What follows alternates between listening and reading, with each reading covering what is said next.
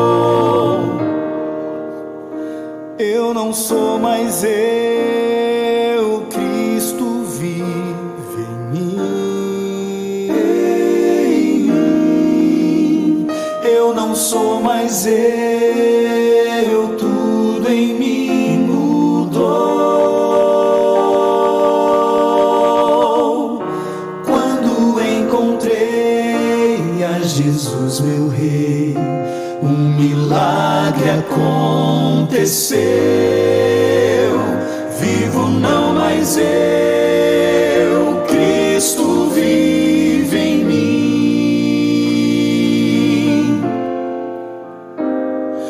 Do meu Deus completamente sou. Me escondi em sua graça e sua graça e seu querer. Hoje sei quem sou e também quem fui. Vivo no amor que me resgatou e lhe rendo glórias, ó Jesus. Eu não sou mais eu. Cristo vive em mim.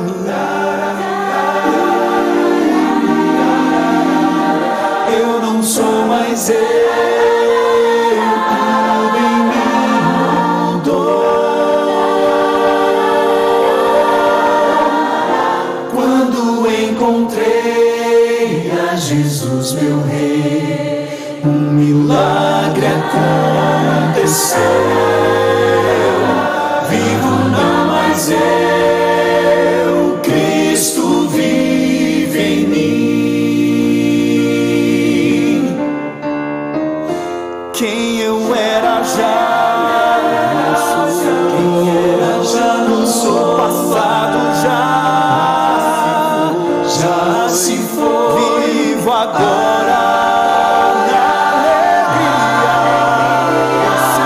do Senhor.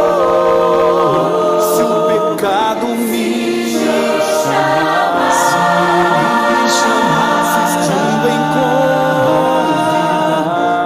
convidar, eu direi: morri pro mundo, Cristo vive em meu lugar. Se o pecado me chamasse, insistindo em convidar, eu direi: morri pro mundo, Cristo vive em meu lugar. Eu não sou mais eu, não sou mais eu, eu não sou mais eu, não sou mais eu, eu não sou mais eu, não sou mais eu.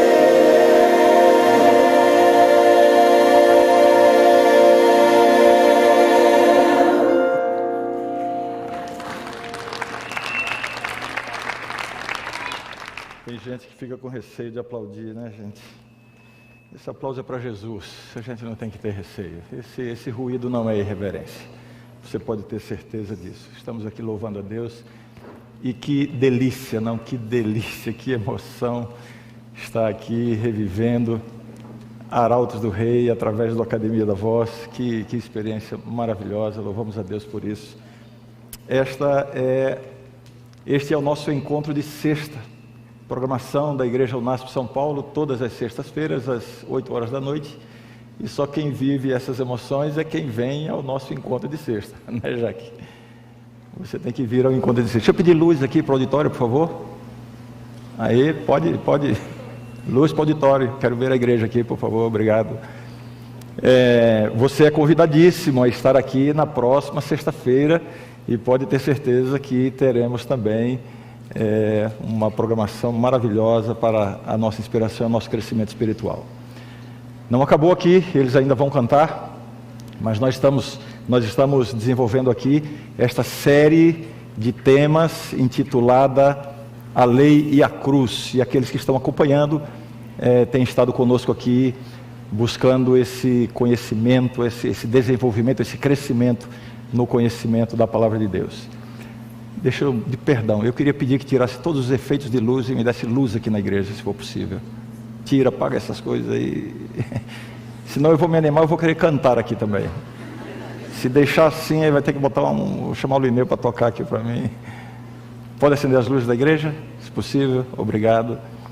Aliás, me sinto muito orgulhoso de algumas coisas, que não são muitas da minha vida, né? Mas algumas delas me deixam orgulhoso. Eu tive o privilégio, a gente viu aqui o Jader Santos aparecendo no telão, com o Arautos do Rei, aqui à frente o Lineu Soares, e no período que eu estive como pastor da igreja do NASP Engenheiro Coelho, eu tive nada menos como ministro de música Jader Santos, e por alguns anos, depois de alguns anos, Lineu Soares.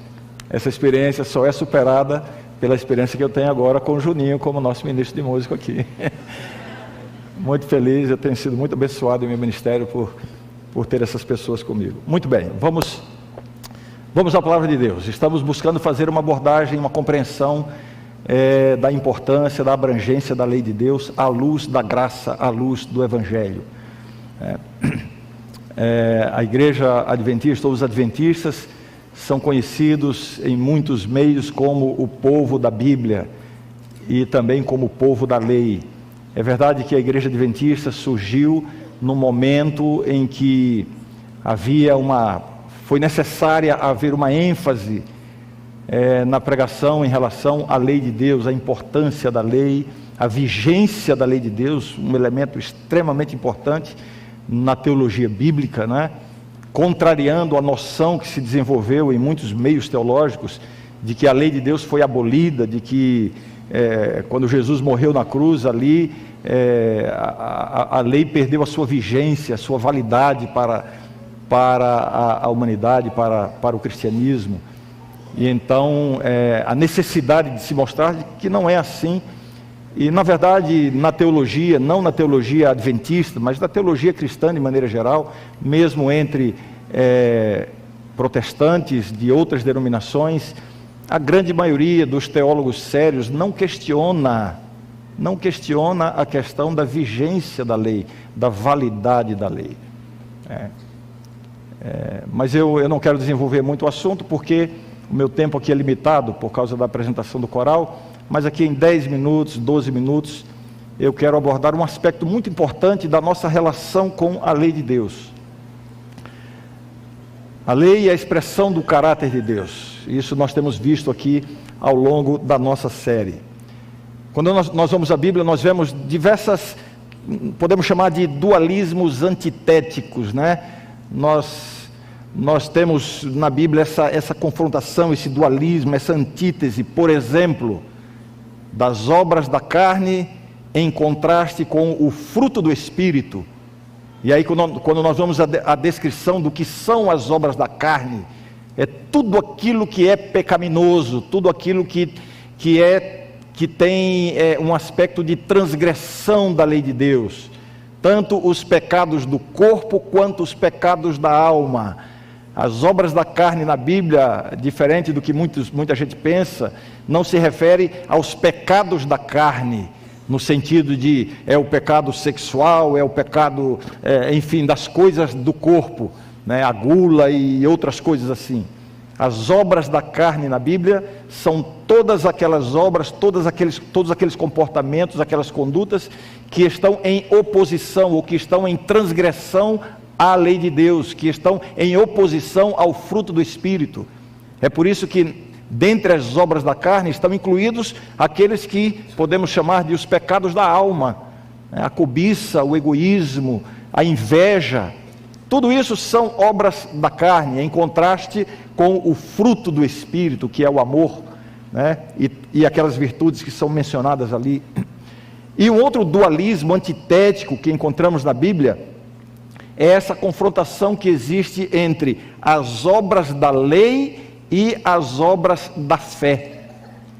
E aqui, diferente do exemplo que eu mencionei anteriormente, né, as obras da carne e o fruto do Espírito, neste primeiro, as obras da carne se referem a condutas pecaminosas. Mas quando nós vamos a essa confrontação, a esse dualismo, né, obras da lei e obras da fé, na verdade, tanto as obras da lei quanto as obras da fé envolvem uma boa conduta, um bom comportamento. As obras da lei são aquelas atitudes de obediência à lei de Deus. Mas a Bíblia coloca as obras da lei em oposição, em contraste com as obras da fé. Isso revela que as obras da lei, embora sejam obras positivas, boas obras, digamos assim, essa expressão se refere a uma conduta positiva, a um comportamento positivo, mas quando vemos que há esta oposição, então isso chama a nossa atenção para estarmos atentos aos perigos ou ao perigo das obras da lei. E aqui vem uma questão, né? Muita gente vai perder o céu por causa das suas más obras. Mas é verdade também que muita gente vai perder o céu por causa das suas boas obras. Parece estranho, parece contraditório isso, não? O que são, na verdade, as boas obras? Então vamos entender primeiramente qual é essa relação que há, essa questão que há envolvendo as obras da lei. Onde é que a Bíblia menciona as obras da lei? Vários textos bíblicos, eu trouxe aqui apenas alguns, existem outros. Vou citar rapidamente. Romanos 3:20, o apóstolo diz assim: ninguém será justificado diante dele, de Deus, por obras da lei, em razão de que pela lei vem o pleno conhecimento do pecado. As obras da lei não servem para a justificação. Romanos 3:28, o homem é justificado pela fé, independentemente das obras da lei. Gálatas 2:26, o homem não é justificado por obras da lei, e sim mediante a fé em Cristo. Gálatas 3:10, todos quantos, pois, são das obras da lei, estão debaixo da maldição. O perigo das boas obras. Você pode estar numa direção que não vai levar você para o céu através da prática das boas obras. O perigo das boas obras. Então, vamos entender isso aqui. Por outro lado, temos as obras da fé. E como é que a gente pode definir as obras da fé? Eu vou ler uma passagem da Bíblia, Romanos 14:23, que diz assim: tudo o que não provém de fé é pecado. Então isso aqui nos ajuda a entender o seguinte: até as boas obras podem ser pecado aos olhos de Deus. O que faz de uma conduta, ou o que faz que uma conduta, que um comportamento seja pecaminoso, não é somente a conduta, a ação em si. Existem outros elementos envolvidos que vão determinar, não é, a virtude ou a moralidade, ou a falta de virtude, ou falta de moralidade de uma ação, mesmo que seja uma ação boa. Quando a Bíblia diz tudo que não provém de fé é pecado, mostra o seguinte, e aqui vamos entender isso aqui, né? Existem 3 elementos que trazem ou que dão virtude a uma ação aos olhos de Deus. 3 elementos. Quais são esses 3 elementos? Em algum momento eu acho que eu mencionei isso aqui rapidamente, quero desenvolver agora um pouquinho mais. Uma ação, para ser considerada virtuosa aos olhos de Deus, ela precisa, em primeiro lugar, ser praticada com liberdade. Se você pratica uma boa ação porque foi obrigado a fazê-lo, não existe virtude nisso. Ou se você não pratica uma má ação porque foi impedido de fazê-lo, também não existe virtude.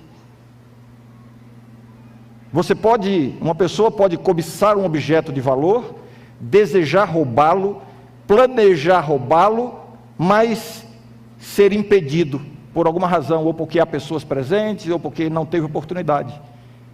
Então, o fato de ele não praticar este roubo, não é virtude para ele, porque ele não teve plena liberdade para decidir.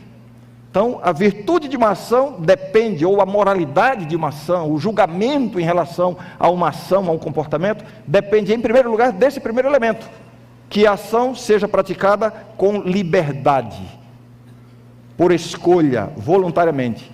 O segundo elemento que dá virtude a uma ação aos olhos de Deus é que essa ação seja praticada com a motivação certa. E aqui vem a aplicação direta do texto que eu acabei de mencionar, né? O que não provém de fé é pecado. O que faz uma boa ação ser boa aos olhos de Deus, primeiro, tem que ser praticada com liberdade, e segundo, tem que ser praticada com a motivação certa. Isso é muito claro na Bíblia. Olhe para o Sermão da Montanha. Jesus falando daqueles que iam para as praças públicas e orar em praça pública, tocar trombeta na hora de dar esmolas, pessoas que chamavam atenção para as boas obras que iam praticar, pessoas que deixavam o semblante decaído para revelar que estavam jejuando e orando. Qual era a intenção, qual era a motivação dessas pessoas? Serem vistos e admirados pelas pessoas. E aí Jesus disse o quê? O que esses vão receber de recompensa é somente aquilo que eles estão buscando: serem vistos e admirados pelas pessoas. Diante de Deus não há virtude nisso, porque a motivação está equivocada. A motivação pode trazer virtude ou pode trazer prejuízo a uma ação aos olhos de Deus. Eu acho que isso aqui está muito claro, né? E aqui vem uma lição para a gente, né? Clamar a Deus e buscar de Deus a experiência, né, de Ele purificar as nossas motivações, as nossas intenções. O perigo das boas obras é quando nós começamos a colocar as boas obras como um método de salvação, e você acha que você coloca um pezinho na balança do céu do seu lado, quando você faz uma coisa boa, quando você dá uma oferta para a igreja, quando você ajuda uma pessoa, quando você dá esmola para alguém, que está indo um pezinho ali do lado. Pois saiba que muito mais do que a sua ação, o que mais vai pesar ao seu favor, aos olhos de Deus, não é a ação, e sim a motivação que leva você à ação. E no fim das contas, mesmo com a melhor motivação, isso não dá crédito nenhum para você em relação à salvação. A questão aqui não é salvação. A questão aqui é buscar de Deus essa motivação que realmente traz virtude às nossas ações, né? E a gente no dia a dia lida com isso de maneira tão constante, né? Mas é verdade que uma boa ação em favor de alguém, ela vai trazer inevitavelmente um resultado positivo, independente da ação de quem pratica. Um prato de comida para um faminto vai saciar a fome do faminto, não importa a intenção ou a motivação de quem entregou o prato para ele. Você percebe isso?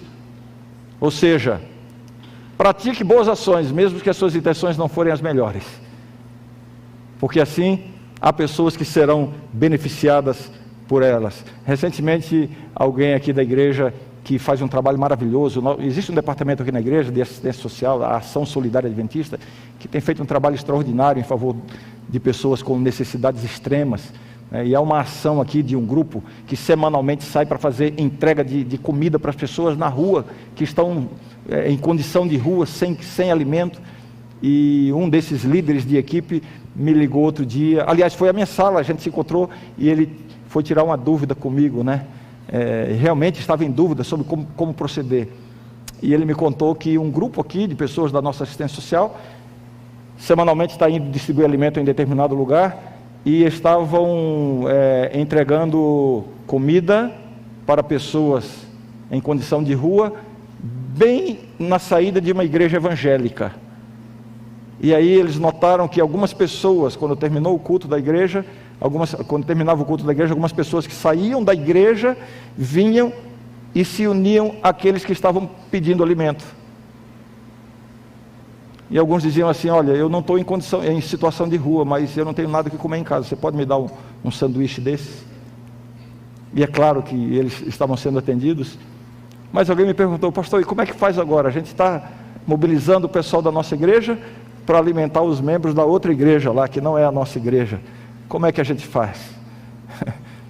E na minha resposta, eu tentei mostrar que a fome não tem denominação. A fome não tem placa de igreja. Aliás, eu substituo aqui a fome por a necessidade humana. A necessidade humana não tem placa de igreja.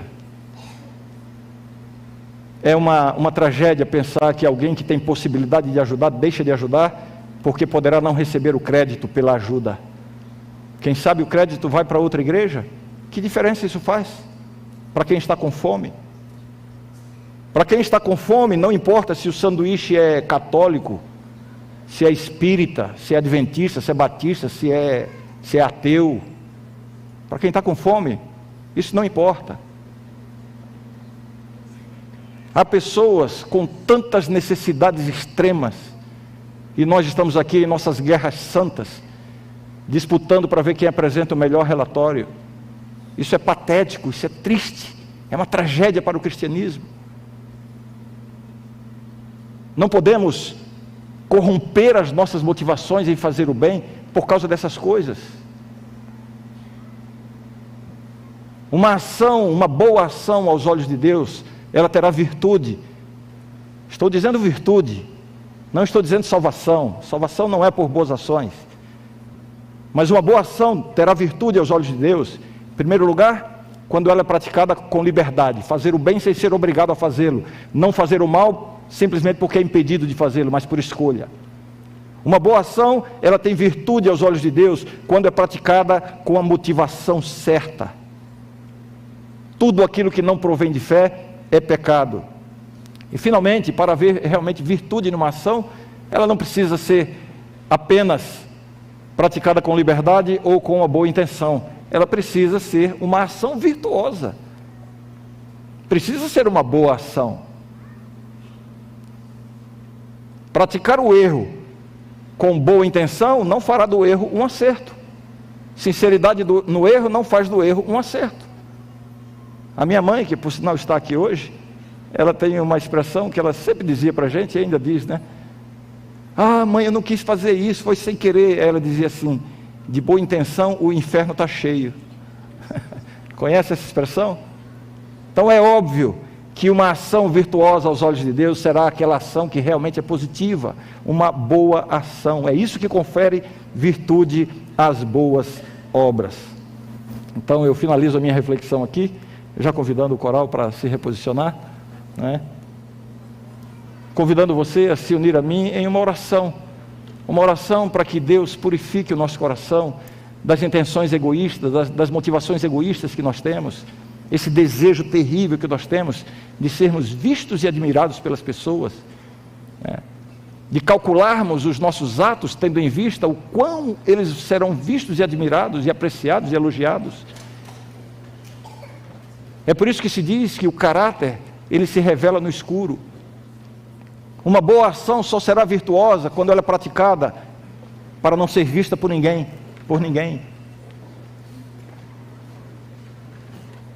Você percebe? Agora, no nosso coração pecador, orgulhoso, vaidoso, nós muitas vezes corrompemos as nossas melhores ações, coisas lindas que fazemos e que perdem a virtude, porque temos a motivação errada. Jesus conta no dia final, quando ele voltar, Jesus conta essa cena, né? Muitos me dirão naquele dia, Senhor, Senhor, em teu nome expulsamos demônios, em teu nome fizemos muitos milagres, em teu nome fizemos tantas coisas. E o que Jesus vai dizer? Jesus diz, e eu direi a estes, né? Apartai-vos de mim, não vos conheço, nunca vos conheci. Apartai-vos de mim, vós que praticais a iniquidade. Ou seja, as melhores ações que possam ser praticadas, como sejam fazer milagres, profetizar, expulsar demônios, as melhores ações religiosas são consideradas iniquidade aos olhos de Deus, quando são praticadas com o desejo de sermos vistos e admirados pelas pessoas. Que Deus nos dê essa leveza de espírito, essa pureza de alma, de podermos fazer as coisas boas, ajudar as pessoas, fugindo de sermos vistos e admirados. Alguém disse que uma atitude errada é você fazer coisas boas para ser visto pelos homens. Uma boa atitude é você fazer coisas boas para ser visto por Deus. E uma atitude sublime é você fazer coisas boas como se nem Deus estivesse vendo. É essa experiência que nós precisamos buscar. Já digo, nunca chegaremos 100% a ela, mas devemos perseguir isso. Viver como Jesus viveu, amar como Jesus amou. Essa é a condição que nós precisamos buscar. Chegar ao ponto de podermos dizer, como disse o apóstolo Paulo, e esse é talvez o meu verso preferido da Bíblia, de tantos que eu tenho, mas esse verso me persegue há muitos anos, há décadas, desde os meus primeiros passos na vida cristã. É o meu grande alvo na vida cristã, é um dia poder falar o que disse o apóstolo Paulo: vivo, não mais eu, mas Cristo vive em mim. E a vida que vivo agora na carne, vivo-a pela fé no Filho de Deus. Você deseja buscar essa experiência também? Essa pureza de alma, essa pureza de intenções? Você deseja? Eu vou convidar que você se una a mim numa oração final. O coral vai cantar, Lineu. E durante esse hino, eu convido que você venha aqui, vamos nos unir, fazer um encerramento. Não teremos aquele momento ao final só com o coral, tá bom? Então estamos encerrando aqui a programação. E eu acho que vai ser bonito e emocionante e importante terminarmos juntos aqui em oração. Aqueles que desejarem ter essa experiência e darem esse passo em busca dessa purificação de alma, né, de intenções, de motivações, se unir comigo aqui à frente, se movimente, venha aqui à frente aqueles que desejarem e puderem durante esse hino.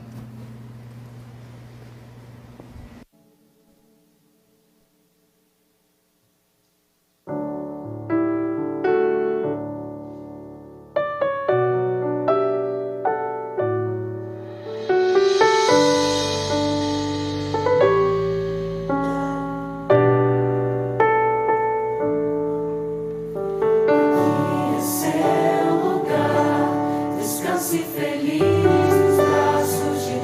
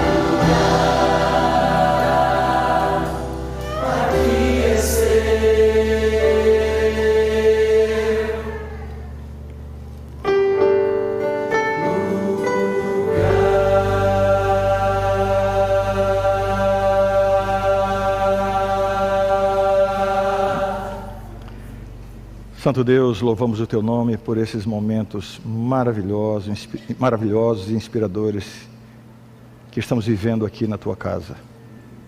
Nosso coração agora, Senhor, se enche do desejo de ser purificado, de ser feito semelhante ao coração de Cristo. Nós somos tão pecadores, tão vaidosos, tão cheios de orgulho, tão desejosos de sermos vistos e admirados pelas pessoas, a ponto de fazer com que os nossos melhores atos, nossas melhores ações, nossas melhores obras sejam reprovadas, porque estão com a motivação equivocada.